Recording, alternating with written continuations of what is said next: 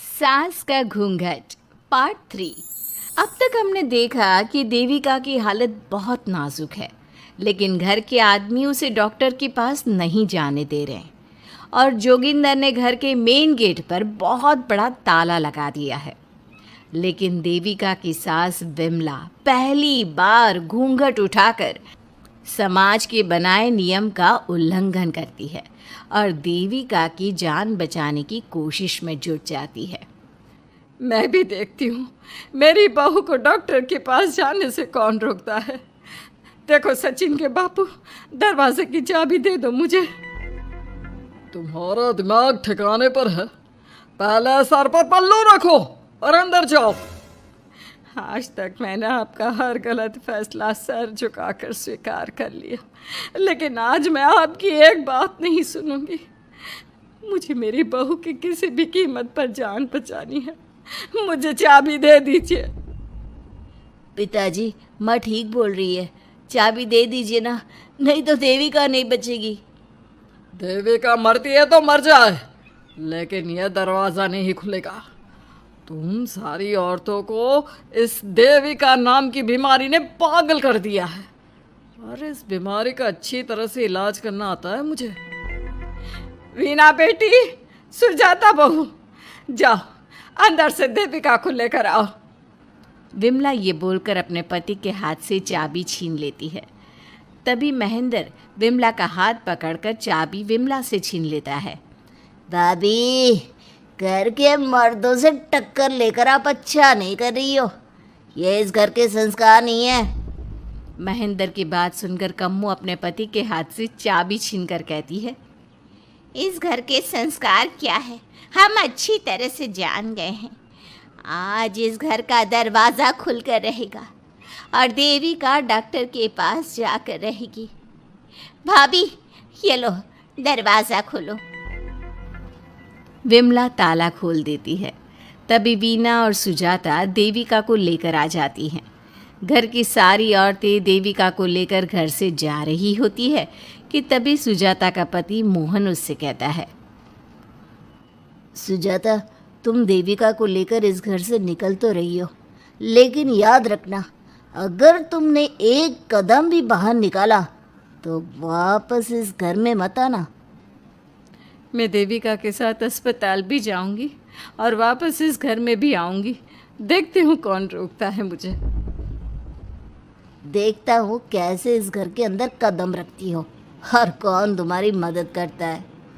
कानून मेरी मदद करेगा और कारट के दरवाजे हर नागरिक के लिए खुले हैं। मोहन को अपनी पत्नी से इस तरह बात करता देख कल्याण वीना से कहता है, वीना, तुमने देविका का साथ देकर अच्छा नहीं किया। अगर तुम अभी भी इसके साथ गई तो अपना और मेरा रिश्ता खत्म समझना।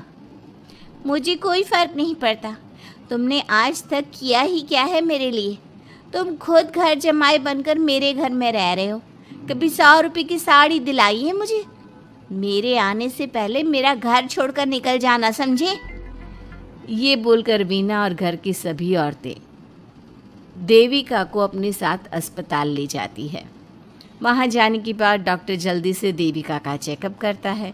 चेकअप करने के बाद वो गुस्से से कहता है, ये क्या किया है तुमने? क्या हुआ डॉक्टर साहब?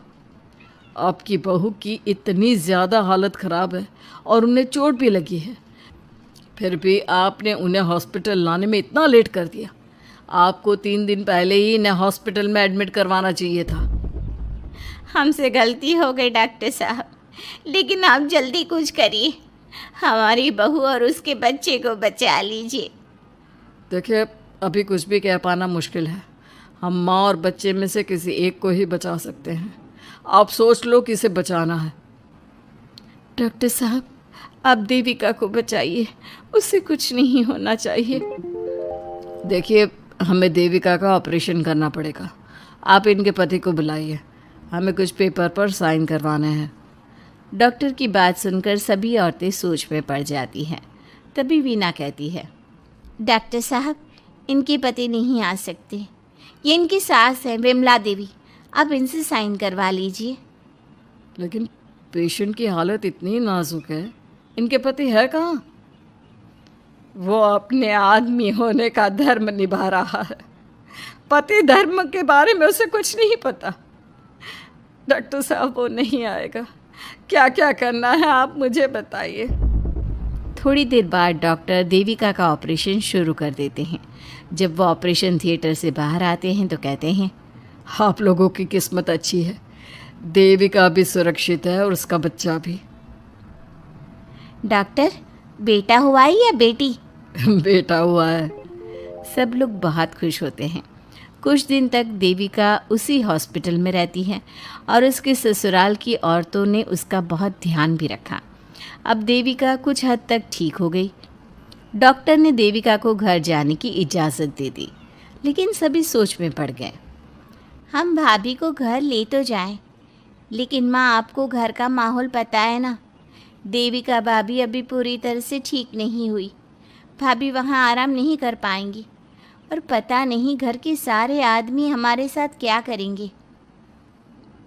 माँ, क्या हम डॉक्टर से बात करके देविका को थोड़े दिन और यहाँ नहीं रख सकते? जब वो पूरी तरह से ठीक हो जाएगी तो उसे यहाँ से ले जाएंगे।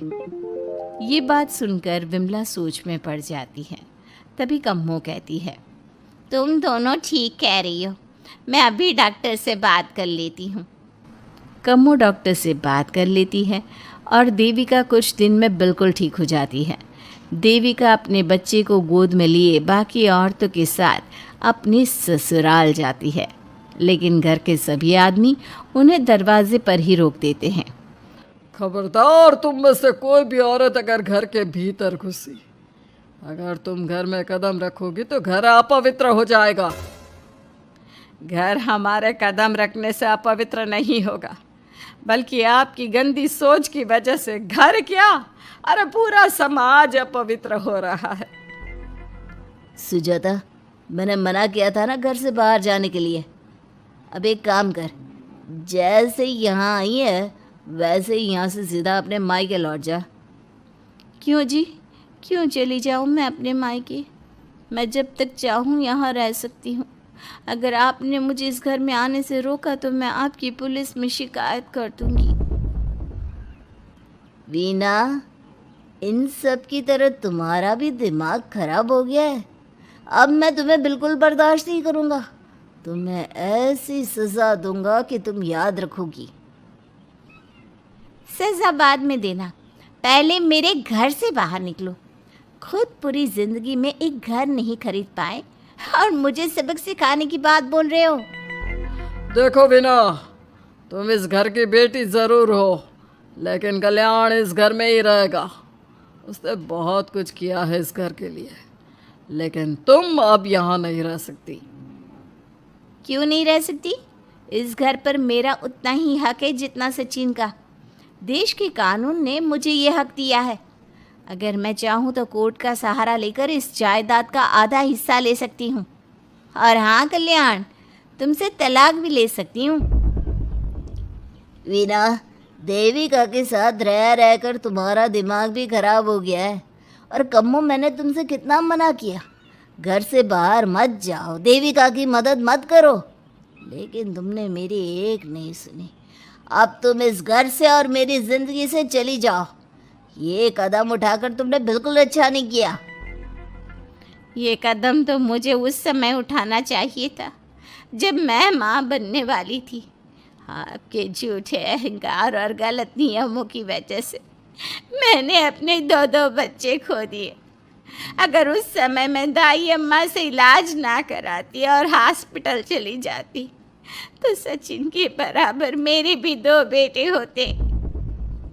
सभी पति इस बात पर अड़े हुए थे कि वो अपनी अपनी पत्नियों को घर के अंदर नहीं आने देंगे।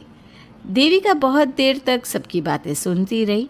फिर उसने अपने पति से कहा, सचिन, तुम्हारे घर के आदमियों की बात तो मैंने सुन ली, अब तुम बताओ तुम्हारा क्या फैसला है? देविका, मुझे माफ़ कर दो, मैं तुम्हारे लिए कुछ नहीं कर सकता, मैं मजबूर हूँ। मुझे पता था सचिन, तुम्हारा यही जवाब होगा। मुझे अपने आप पर हैरानी है कि मैंने बिना रीढ़ की हड्डी वाले आदमी से प्यार ही क्यों किया, शादी क्यों की। अब मैं आप सबसे बस आखिरी बार पूछ रही हूँ, तुम हमें अंदर आने दे रहे हो या नहीं, या मैं पुलिस को फ़ोन करूँ? देविका, आज तक हमारे गांव में पुलिस ने कभी कदम नहीं रखा और तू हमारे घर के दरवाजे पर पुलिस को लेकर आएगी। तेरी हिम्मत कैसे हुई ये बात करने की? आज तक इन औरतों ने घर से बाहर कदम नहीं निकाला था और 2-4 दिन में तूने इन सबको इनके अधिकार भी याद करा दिए। अब तो तुम बिल्कुल इस घर में नहीं आ सकते। घर की औरतें घर के बाहर खड़ी थी और घर के आदमी घर के दरवाजे पर। उनकी लड़ाई देखकर पूरा गांव इकट्ठा हो गया। देविका को अस्पताल पहुंचाकर घर की औरतों ने काम तो अच्छा किया। इस काम से देविका और उसके बच्चे की जान भी बच गई, लेकिन इनकी जान बचाने की कीमत घर की औरतों को कैसे चुकानी होगी, इसके लिए आपको आने वाला एपिसोड देखना होगा। और हमारे प्यारे दर्शकों, हमें कमेंट करके ज़रूर बताइए कि देविका के साथ बाकी औरतों को क्या करना चाहिए। क्या उन्हें घर के अंदर जाने के लिए संघर्ष करना चाहिए या फिर वो घर छोड़कर चले जाना चाहिए?